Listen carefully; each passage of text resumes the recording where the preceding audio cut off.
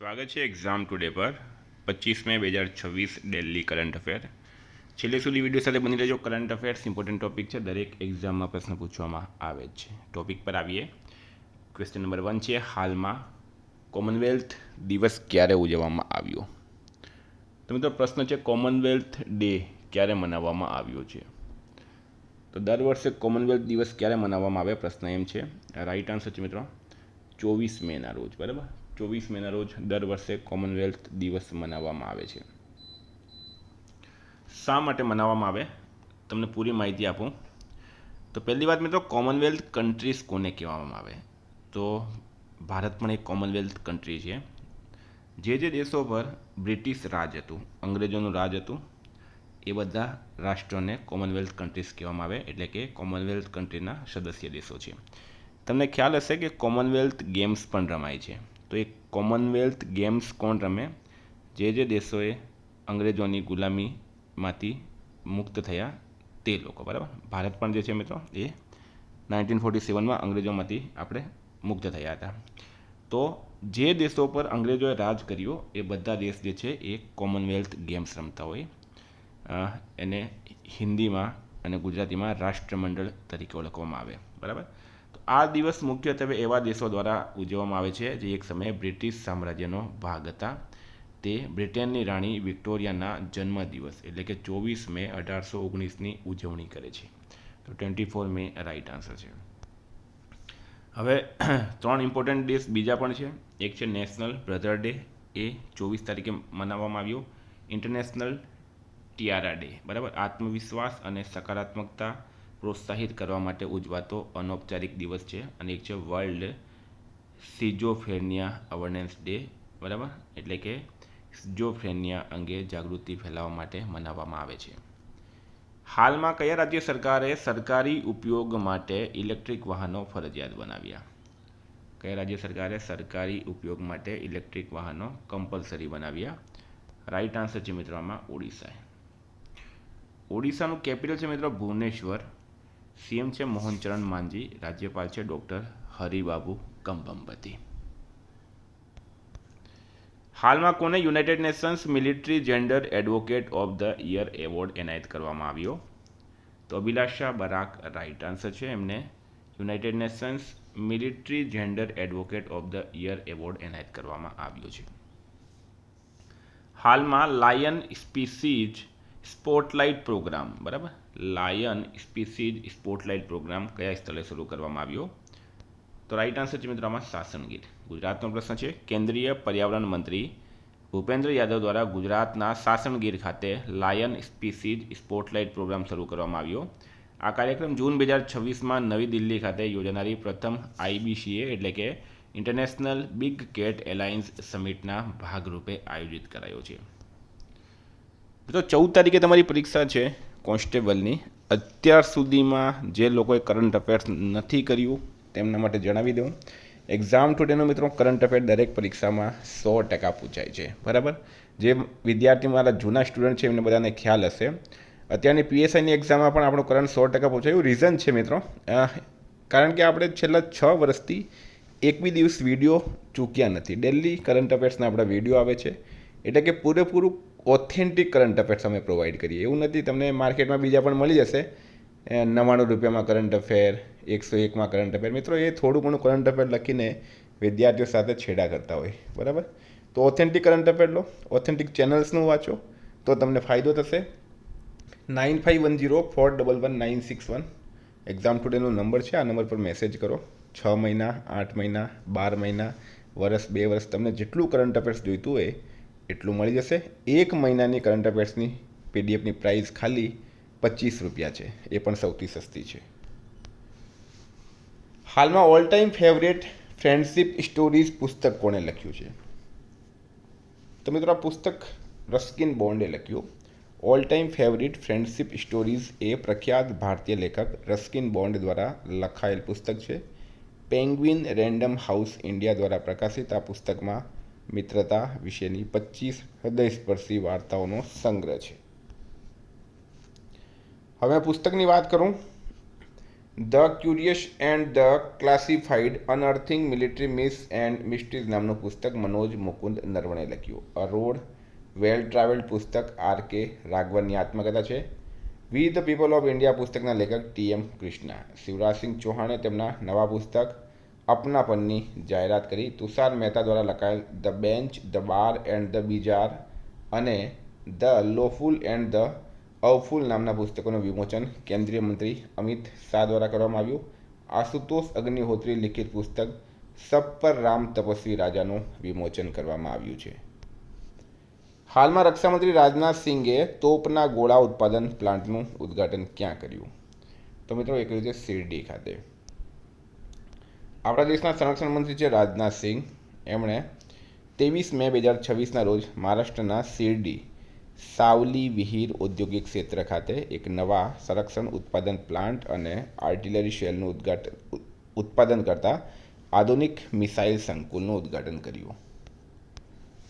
હાલમાં એબી creative awards 2026 કયા હિન્દી અખબારને પ્રકાશક ઓફ ધ યર એવોર્ડ એનાયત કરવામાં આવ્યો છે? તો રાઇટ આન્સર છે મિત્રોમાં દૈનિક જાગરણ.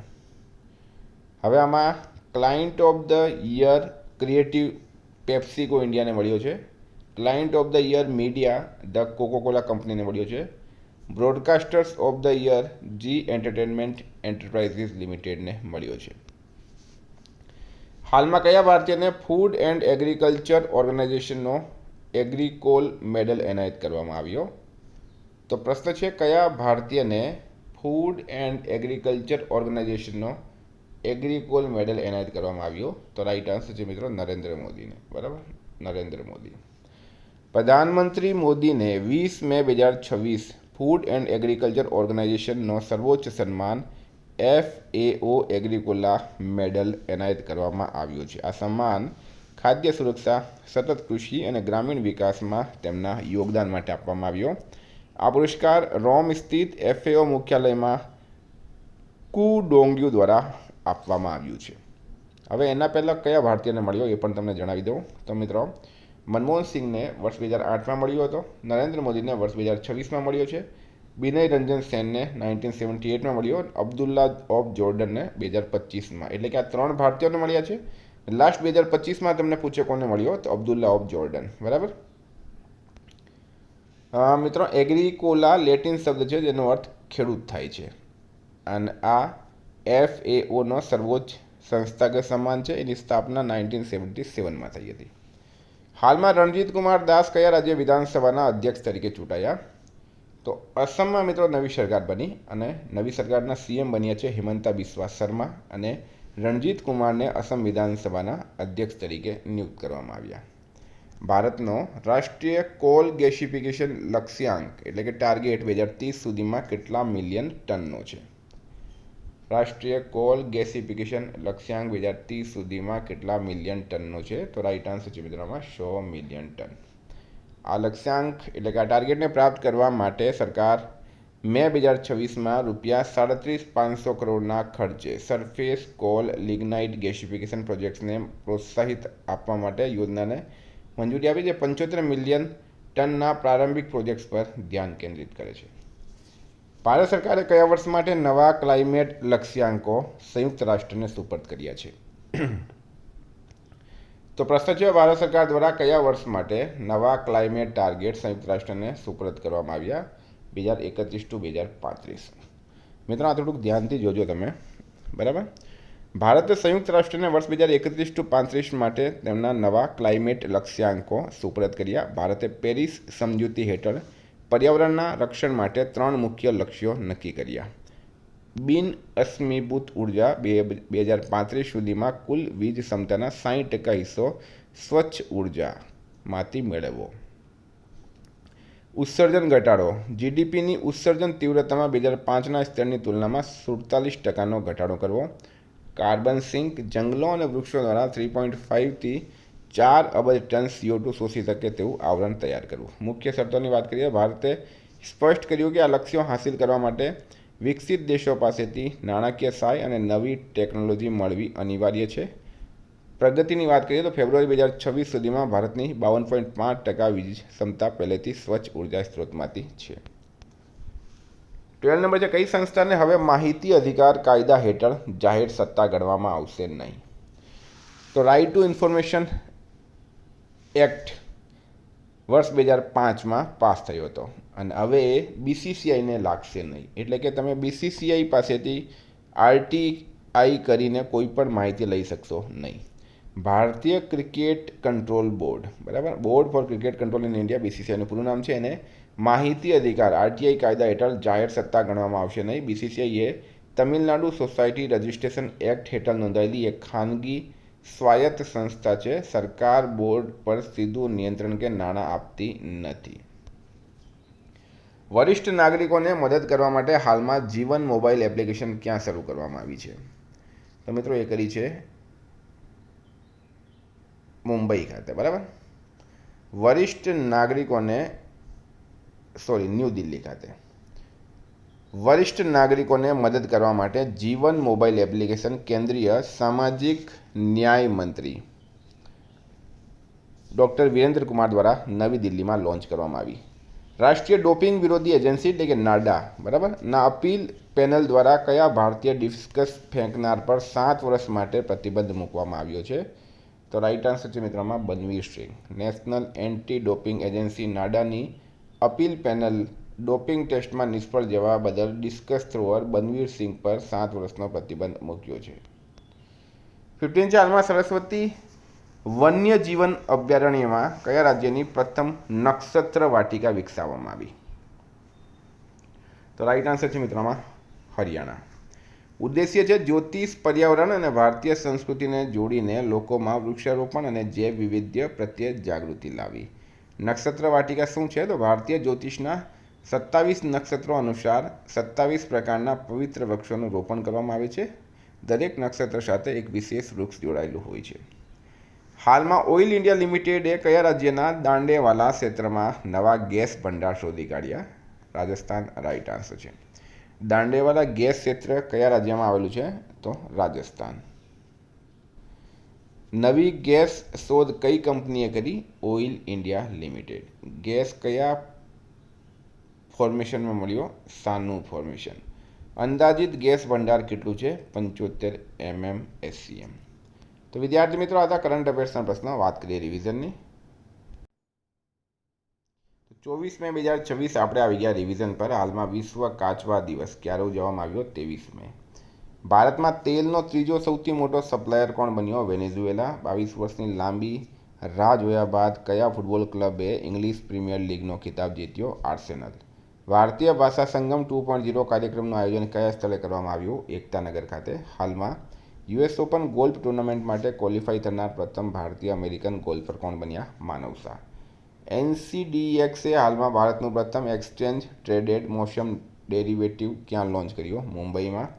ભારતને કયા દેશે 2027ને સંસ્કૃતિ અને પર્યટન વર્ષ તરીકે જાહેર કર્યું છે? ઇટાલી.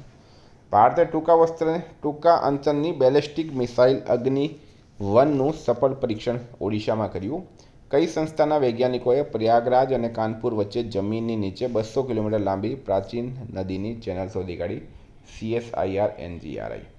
યુએઈ દ્વારા ભારતના ઇન્ફ્રાસ્ટ્રક્ચર અને ફાઇનાન્શિયલ સેક્ટરમાં કેટલા USA ડોલરના રોકાણની જાહેરાત કરવામાં આવી? $5 અબજ. મે 2026માં કયા શહેરમાં એશિયન પ્રોડક્ટિવિટી ઓર્ગેનાઇઝેશન ગવર્નિંગ બોડીની 68મી બેઠકનું આયોજન કરવામાં આવ્યું? ન્યૂ દિલ્હી. કોમનવેલ્થ ચેસ ફેડરેશનના પ્રમુખ તરીકે કોની નિમણૂક કરવામાં આવી? ભરતસિંહ. હાલમાં કયા રાજ્ય સરકારે શ્રમ મિત્ર એપ લોન્ચ કરી? હરિયાણા.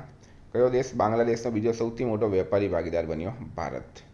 લોકસભા અધ્યક્ષ ઓમ બિરલા એ મહિલા સશક્તિકરણ સમિતિના અધ્યક્ષ તરીકે દગ્ગુબાતી પુરંદેશ્વરીની નિમણૂક કરી છે. મિત્રો, ગઈકાલે પ્રશ્ન પૂછાયો, ભારતમાં કેન્દ્ર સરકારના પ્રોજેક્ટ્સના અમલીકરણમાં કયું રાજ્ય પ્રથમ ક્રમે રહ્યું? મહારાષ્ટ્ર રાઈટ આન્સર હતું.